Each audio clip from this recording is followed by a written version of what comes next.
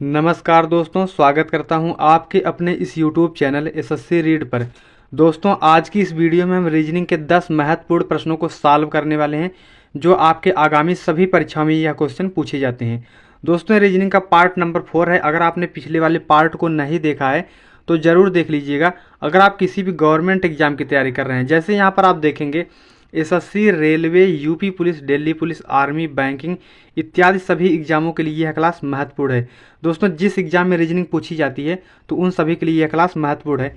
और दोस्तों, रीजनिंग में आप जितना प्रैक्टिस करेंगे उतना ही ज़्यादा आपकी रीजनिंग अच्छी होगी, यानी कि आप उस रीजनिंग में उतने ही ज़्यादा बेहतर हो जाएंगे। दोस्तों, इस वीडियो में दिए गए हर एक क्वेश्चन को आप खुद से सॉल्व करने की प्रैक्टिस जरूर कीजिएगा। तो चलिए दोस्तों, हम क्वेश्चन को सॉल्व करते हैं। पहले प्रश्न को देखिए दोस्तों। पहला प्रश्न यहाँ पर दिया गया है, यदि 5 गुणे 6 बराबर 42 है, 2 गुणे 8 बराबर 27, 4 गुणे 9 बराबर 50, तो यहाँ पर हमसे पूछ रहा है कि 7 गुणे 0 बराबर क्या होगा। अब दोस्तों, इस क्वेश्चन को आप सॉल्व कैसे करेंगे। यहाँ पर आप इन दोनों संख्याओं का ऐसा आपस में कुछ करें कि यहाँ पर 42 हो जाए, और 2 और 8 को आपस में ऐसा कुछ करें कि यहाँ पर 27 हो जाए, 4 और 9 को यहाँ पर कुछ ऐसा करें कि यहाँ पर 50 हो जाए।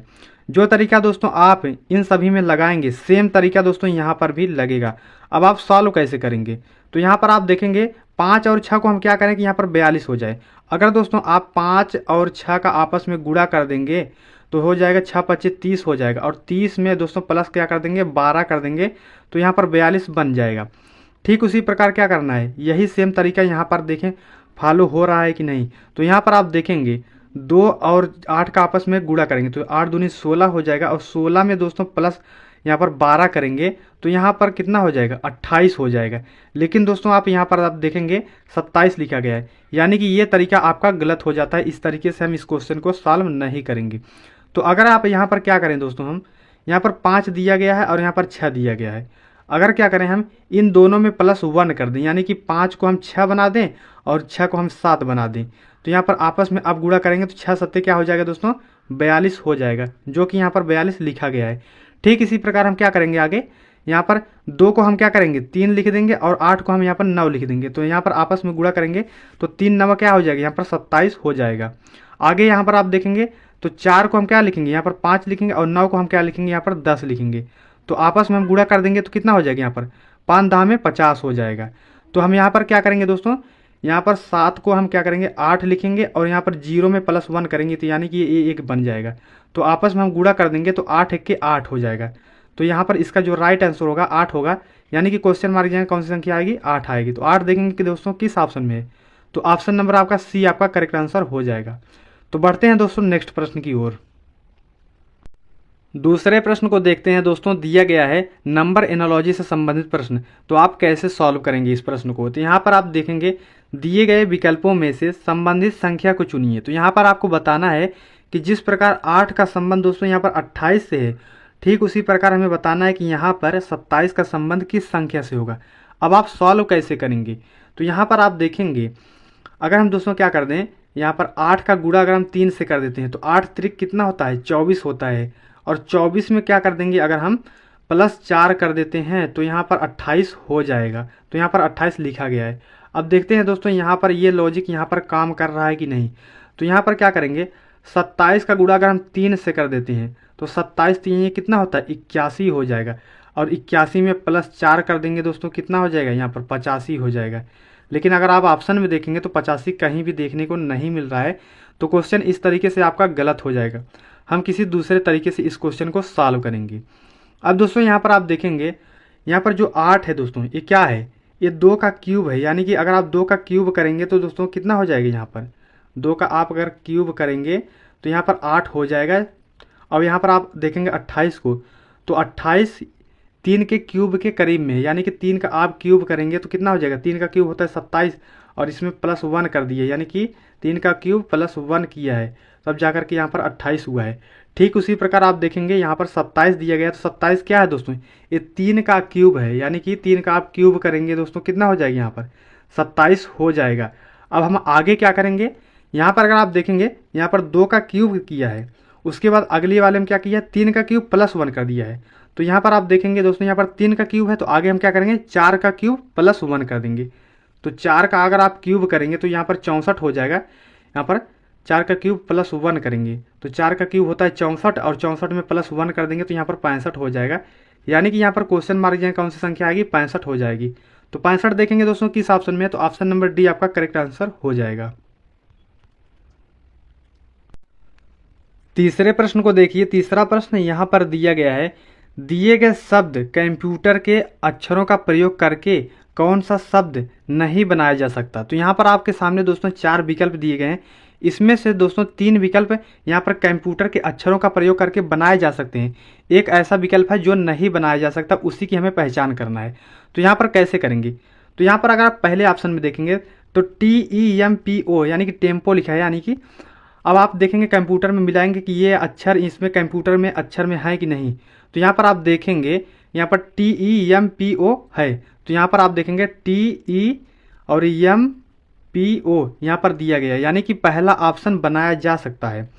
अब दूसरे ऑप्शन को आप चेक करेंगे तो यहाँ पर आप देखेंगे R दिया है तो R यहाँ पर है, उसके बाद E दिया है दोस्तों यहाँ पर भी E है, यम है यम भी है, O है यहाँ पर O दिया गया है, T है दोस्तों यहाँ पर T दिया गया है। लेकिन दोस्तों यहाँ पर E फिर दे दिया है, यानी कि दोबारा E दे दिया है, लेकिन यहाँ पर आप देखेंगे 2 बार E नहीं है। तो ये ऑप्शन आपका यही है, सही हो जाएगा, यानी कि यह विकल्प आपका नहीं बनाया जा सकता है।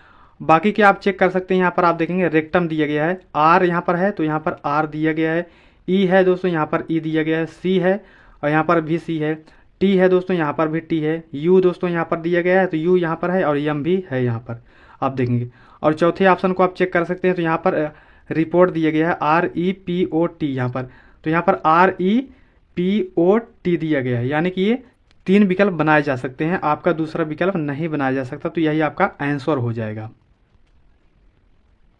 चौथे प्रश्न को देखते हैं दोस्तों। चौथा प्रश्न यहाँ पर दिया गया है, यदि 246 बराबर 8, 624 बराबर यहाँ पर 0, 327 बराबर 6, तो यहाँ पर 423 बराबर क्या होगा हमसे पूछ रहा है।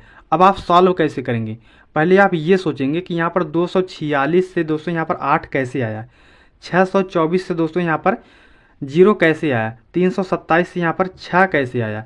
तो ठीक उसी प्रकार दोस्तों जो तरीका आप इन तीनों में लगाएंगे वही सेम तरीका यहाँ पर भी लगेगा। अब आप सॉल्व कैसे करेंगे, अगर दोस्तों हम क्या करेंगे, यहाँ पर 246 दिया गया है, अगर हम इन संख्याओं को आपस में जोड़ते हैं यानी कि 2 + 4 और +6 को आपस में जोड़ेंगे तो 6 4 10 2 12 हो जाएगा। और 12 में दोस्तों हम क्या कर देंगे, -4 कर देते हैं तो कितना हो जाएगा, यहाँ पर 8 हो जाएगा। तो देखते हैं दोस्तों यहाँ पर आगे भी यह तो लॉजिक फॉलो हो रहा है कि नहीं। तो यहाँ पर आप क्या करेंगे, 6 2 8 और यहाँ पर 8 4 12, तो 12 में क्या करेंगे -4 करेंगे तो यहाँ पर क्या हो जाएगा दोस्तों, यहाँ पर 8 हो जाएगा। लेकिन यहाँ पर आप देखेंगे 0 लिखा गया है, तो इस तरीके से हम इस क्वेश्चन को सॉल्व नहीं करेंगे। हम क्या करेंगे दोस्तों, यहाँ पर आप देखेंगे 2 दिया है, 2 को पहले आप छोड़ दीजिए, यानी कि 4 और 6 को आपस में पहले जोड़ लीजिए, 6 4 कितना हो जाएगा, 10 हो जाएगा। अब 10 में क्या करेंगे दोस्तों, ये जो 2 बच रहा है इसी को माइनस कर देंगे 2 को, तो यहाँ पर 8 हो जाएगा, जो कि यहाँ पर 8 लिखा गया है। ठीक उसी प्रकार क्या करेंगे, यहाँ पर 624 दिया गया तो 6 को पहले आप छोड़ दीजिए और उसके बाद यहाँ पर 2 और 4 को आपस में प्लस कर लीजिए, तो यहाँ पर 2 और 4 को आपस में जोड़ेंगे तो 6 हो जाएगा और यहाँ पर इस 6 को इसमें माइनस कर देंगे, 6 को 6 में माइनस करेंगे तो यहाँ पर 0 हो जाएगा। तो यहाँ पर आप देखेंगे दोस्तों 0 लिखा गया है। ठीक इसी प्रकार क्या करेंगे, यहाँ पर 3 को छोड़ देंगे यहाँ पर इसको, और 2 और 7 को पहले हम प्लस कर लेते हैं, तो यहाँ पर 7 2 कितना हो जाएगा, 9 हो जाएगा। और 9 में इसी 3 को क्या कर देंगे, माइनस कर देंगे 3 को, तो यहाँ पर कितना हो जाएगा, 6 हो जाएगा। तो यहाँ पर आप देखेंगे 6 लिखा गया है। ठीक उसी प्रकार हम आगे करेंगे, तो यहाँ पर 4 को हम क्या करेंगे, छोड़ देंगे पहले, 2 और 3 को हम आपस में जोड़ लेते हैं, तो 3 2 कितना होता है, 5 होता है, और 5 में इसी 4 को क्या कर देंगे, हम माइनस कर देंगे, तो कितना हो जाएगा, यहाँ पर 1 हो जाएगा। तो 1 देखेंगे दोस्तों किस ऑप्शन में, तो ऑप्शन सी आपका करेक्ट आंसर हो जाएगा। तो उम्मीद करता हूँ दोस्तों यह क्वेश्चन आपको समझ में आया होगा। तो बढ़ते हैं दोस्तों नेक्स्ट प्रश्न की ओर।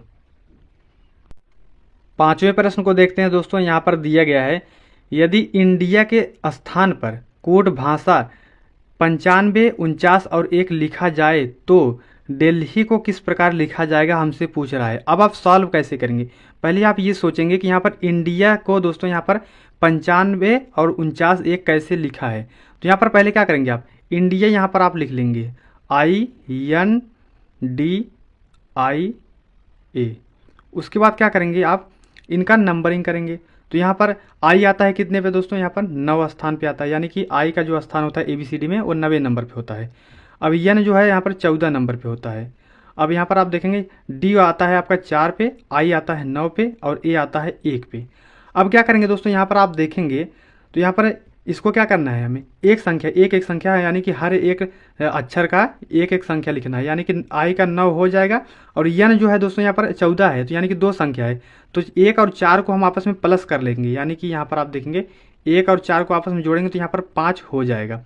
अब देखेंगे दोस्तों यहाँ पर 4 अकेला है, तो यहाँ पर इसे लिख लेते हैं, 9 लिख लेते हैं, 1 लिख लेते हैं।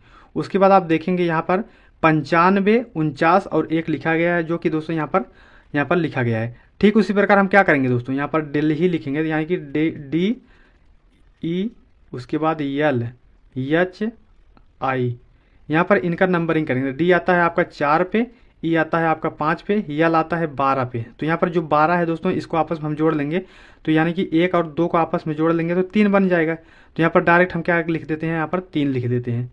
उसके बाद यहाँ पर एच का यहाँ पर 8 हो जाएगा और आई का 9 हो जाएगा, तो यानी कि 45, 38 और 9 देखेंगे कि दोस्तों किस ऑप्शन में, तो option number 45, 38, 9 option number A आपका करेक्ट आंसर हो जाएगा। तो उम्मीद करता हूँ दोस्तों यह प्रश्न भी आपको समझ में आ चुका होगा। तो चलते हैं दोस्तों नेक्स्ट प्रश्न की ओर। छठवें प्रश्न को देखिए दोस्तों। छठवां प्रश्न यहाँ पर दिया गया है, दी गई श्रृंखला में अगला संख्या क्या होगा। तो यहाँ पर आपके सामने एक सीरीज दी गई है और यहाँ पर आगे क्वेश्चन मार्क दिए गए, इसी क्वेश्चन मार्क जगह कौन सी संख्या आएगी हमसे पूछ रहा है। अब आप सॉल्व कैसे करेंगे, तो यहाँ पर संख्या को ध्यान से देखेंगे, यानी कि सीरीज को देखेंगे तो यहाँ पर सीरीज क्या है दोस्तों, बढ़ रही है। लेकिन दोस्तों अगर आप संख्याओं को ध्यान से देखेंगे तो यहाँ पर 2, 9, 28 और 65 दिया गया है। तो यहाँ पर 2 दोस्तों 2, 9, 28 और 65 दिया गया है। ये जितनी भी संख्याएं दी गई दोस्तों ये किसी न किसी के स्क्वायर या क्यूब के करीब में है। यानी कि दोस्तों अगर हम क्या करेंगे, अगर हम 1 का क्यूब करते हैं, 1 का आप क्यूब करेंगे तो 1 ही होगा और उसमें +1 कर देंगे तो यहाँ पर 2 हो जाएगा। अब आपका क्या करेंगे आगे, यहाँ पर 2 का अगर आप क्यूब करेंगे, 2 का क्यूब करेंगे दोस्तों 8 होता है, 8 में +1 कर देंगे दोस्तों कितना हो जाएगा, 9 हो जाएगा, जो कि यहाँ पर 9 लिखा गया है। ठीक इसी प्रकार क्या करेंगे, यहाँ पर पहले 1 का क्यूब +1, पहले उसके बाद 2 का क्यूब +1, अब आगे क्या होगा, यहाँ पर 3 का क्यूब करेंगे, 3 का क्यूब करेंगे, 3 का क्यूब होता है 27 और +1 कर देंगे तो यहाँ पर 28 हो जाएगा, तो यहाँ पर 28 लिखा गया है। आगे देखेंगे यहाँ पर 4 का क्यूब करेंगे तो 4 का क्यूब होता है यहाँ पर 64 और +1 कर देंगे दोस्तों कितना हो जाएगा, यहाँ पर 65 हो जाएगा।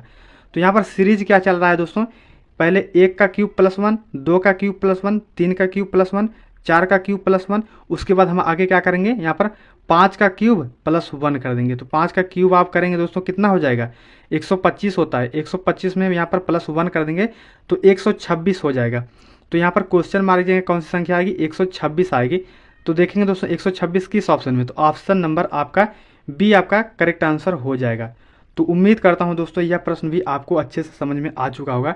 तो बढ़ते हैं दोस्तों नेक्स्ट प्रश्न की ओर। 7वां प्रश्न है, यहाँ पर देखेंगे दिए गए शब्दों में से विषम शब्द को चुनिए। तो यहाँ पर दोस्तों आपके सामने 4 विकल्प दिए गए हैं, इसमें से आपको बताना है कि इन चारों में से कौन सा ऐसा एक विकल्प है जो इन तीनों विकल्पों से अलग है।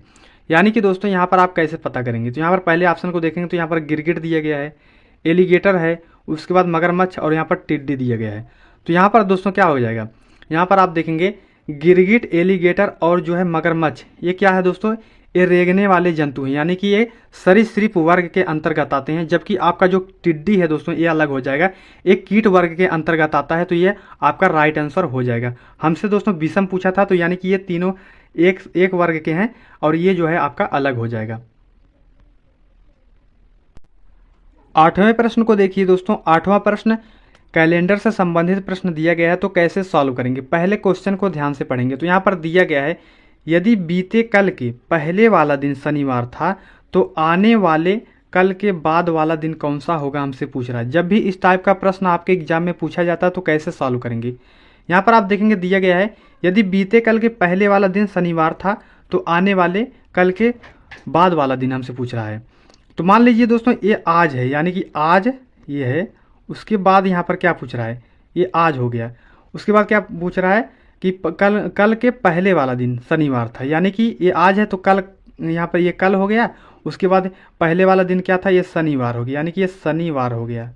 अब देखिए दोस्तों, यहाँ पर ये कल है तो यानी कि ये शनिवार के बाद क्या होता है, शनिवार के बाद क्या आता है, रविवार होता है, तो ये रविवार हो गया, यानी कि कल क्या था, रविवार था। उसके बाद ये आज है, अब आज के यानी कि आने वाले कल, यानी कि ये आने वाला कल हो गया, उसके बाद वाला दिन हमसे पूछ रहा है, यानी कि आज क्या है दोस्तों, आज है सोमवार। उसके बाद यहाँ पर आप देखें सोमवार के बाद क्या आता है दोस्तों, यहाँ पर मंगलवार आता है। अब दोस्तों क्या है, आने वाला जो कल होगा वो मंगलवार होगा, और मंगलवार के बाद वाला दिन हमसे पूछ रहा है, तो यानी कि क्या हो जाएगा, यहाँ पर बुधवार हो जाएगा। तो यहाँ पर देखेंगे दोस्तों बुधवार हो जाएगा। देखेंगे दोस्तों बुधवार किस ऑप्शन में, तो ऑप्शन नंबर सी आपका करेक्ट आंसर हो जाएगा। तो उम्मीद करता हूँ दोस्तों यह प्रश्न भी आपको अच्छे से समझ में आ चुका होगा। तो बढ़ते हैं दोस्तों नेक्स्ट प्रश्न की ओर। 9वें प्रश्न को देखते हैं दोस्तों। 9वां प्रश्न यहाँ पर वेन डायग्राम से रिलेटेड प्रश्न दिया गया है, तो कैसे सॉल्व किया जाएगा। तो यहाँ पर आप देखेंगे दी गई प्रश्न का सही वेन आरेख बताएं। तो यहाँ पर आपके सामने दोस्तों 3 शब्द दिए गए हैं, इन्हीं तीनों शब्दों पर आपको विचार करना है और यहाँ पर बताना है कि इसका वेन डायग्राम कैसे बनेगा। अब दोस्तों यहाँ पर आप देखेंगे पक्षी दिया गया है, तोता दिया गया है, चमगादड़ दिया गया है। अब क्या करेंगे दोस्तों, यहाँ पर आप देखेंगे जो तोता होता है दोस्तों वो पक्षी के अंतर्गत आता है, और चमगादड़ दोस्तों इनसे अलग हो जाएगा, क्योंकि दोस्तों चमगादड़ उड़ता तो है लेकिन यह पक्षी वर्ग के अंतर्गत नहीं आता है, यह होता है स्तनधारी जीव। यानी कि दोस्तों यहाँ पर इसका डायग्राम कुछ इस टाइप से बनेगा। तो यहाँ पर पहले हम पक्षी का एक सर्कल बनाएंगे, इसके अंतर्गत क्या आता है दोस्तों, तोता। तोता क्या है, एक पक्षी है। और चमगादड़ दोस्तों ये अलग हो जाएगा क्योंकि यह एक स्तनधारी जीव है। तो इस टाइप का वेन डायग्राम किस ऑप्शन में, तो ऑप्शन नंबर ए आपका करेक्ट आंसर हो जाएगा।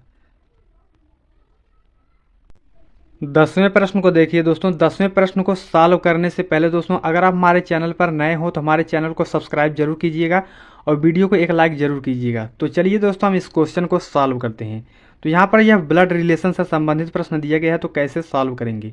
यहाँ पर दिया गया है ए बी का भाई है, सी बी की बहन है, डी बी का जो है पिता है और ई डी की पत्नी है, तो बी ई से किस प्रकार संबंधित है। यानी कि दोस्तों यहाँ पर बी ई के क्या लगेगी, यानी कि क्या लगेगा यहाँ पर आपसे पूछेगा। तो यहाँ पर कैसे सॉल्व किया जाएगा, तो पहले हम यहाँ पर देखेंगे ए जो है बी का भाई है, तो यहाँ पर क्या लिखेंगे, यहाँ पर ए बी का भाई है, तो भाई है दोस्तों प्लस से, यानी कि ये पुरुष है तो इससे हम प्लस से प्रदर्शित करेंगे।